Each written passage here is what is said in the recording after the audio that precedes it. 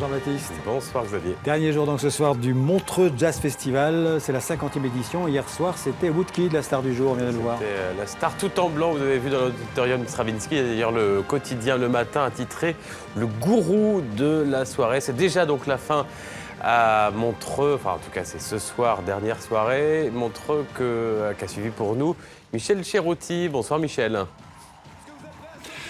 Bonsoir Jean-Baptiste, bonsoir Xavier. Alors on va parler de la programmation, on va parler de ces artistes qui sont venus pendant 15 jours, mais d'abord, bilan de ce cinquantenaire, bilan presque chiffré. Est-ce que ça s'est bien passé? Est-ce que les organisateurs sont heureux, contents?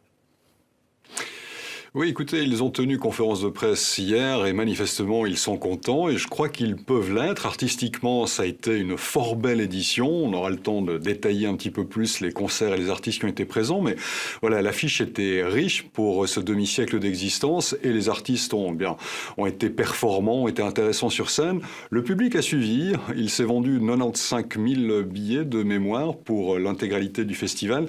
Et il y a 240 000 personnes qui sont venues assister au festival à l'extérieur également, donc parce que Montreux a la particularité d'avoir des salles qui sont payantes. Il y a 3 salles de festival, tandis que l'enceinte même du festival à l'extérieur, elle est accessible au public avec des concerts qui, eux, sont gratuits à l'extérieur. Donc 240 000 personnes sont venues. Il faut dire que pendant presque les 2 tiers du festival, la météo a été très clémente, très belle, ce qui a évidemment incité les gens à se déplacer. Donc bilan positif, oui. Alors pour ce qui est des artistes, il y avait pour ce cinquantenaire des grands artistes, des stars, voire même, on peut le dire, des légendes de la musique.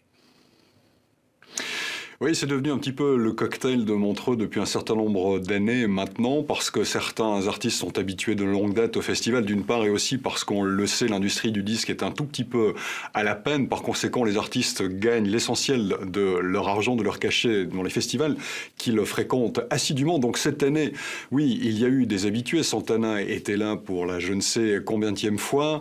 Il y a eu Patti Smith qui était là. Il y avait également Van Morrison, Simply Red, Muse qui sont venus. Il y a Neil Young également qui a livré un concert fleuve de 3 heures pendant lequel il a revisité tout son répertoire, ce qui a fait le bonheur évidemment de la foule qui était réunie à l'auditorium Stravinsky. Et puis il y a eu, je vous le disais, Patti Smith qui était en soirée et qui ouvrait ce soir-là pour une rockeuse désormais, une artiste qui est devenue une légende, même si elle est encore jeune, c'était PJ Harvey. Je vous en propose d'ailleurs un extrait.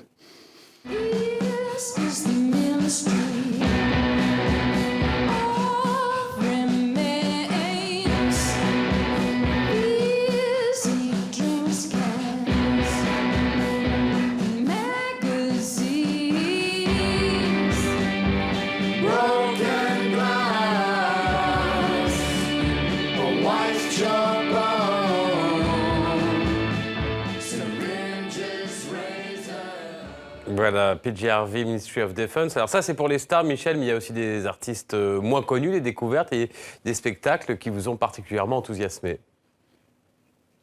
Oui, Montreux, je vous le disais, donc c'est des concerts off gratuits, puis 3 salles. Alors il y a celle qu'on vient de voir, l'auditorium Stravinsky, où en général on retrouve les vedettes, vraiment les grands noms.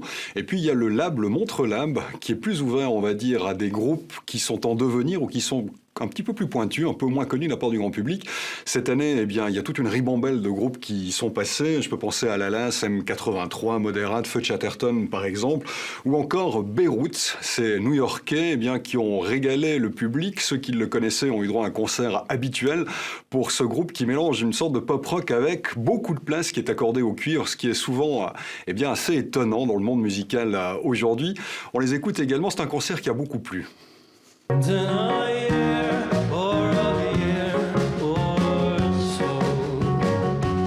This will set into the sea, but it's been a long time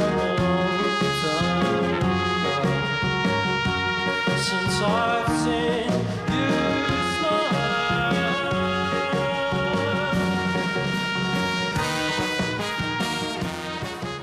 Voilà. Beyrouth avec ce titre Nantes. Alors là, c'est du folk, Michel.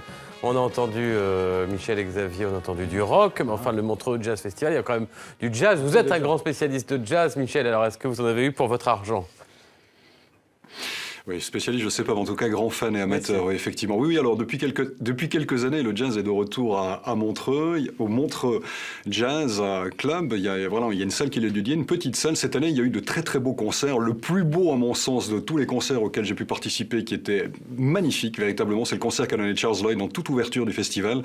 Charles Lloyd, qui a été le premier artiste invité à Montreux il y a 50 ans, raison pour laquelle il était de retour. C'est un concert absolument éblouissant. Malheureusement, pas de droit, on ne le verra pas. J'espère qu'un disque sortira un jour. En tout cas, il a été enregistré. C'est un concert époustouflant, comme celui de la chanteuse Cécile McLaurin-Salvant, moitié haïtienne, moitié guadeloupéenne, mais grandie aux États-Unis. Concert magnifique qu'elle a pu donner. D'une manière générale, au niveau du jazz, ça a été très très bien, avec également le quartet du saxophoniste Bill Evans, donc les compères de Miles Davis, avec Dean Brown, Dennis Chambers et Darryl Jones. Et puis un concert également splendide dont je propose un extrait pour terminer cette chronique. C'était celui de Kenny Barron et Dave Holland, le pianiste et le contrebassiste. Ça a été un véritable moment de bonheur et d'osmose entre les deux musiciens.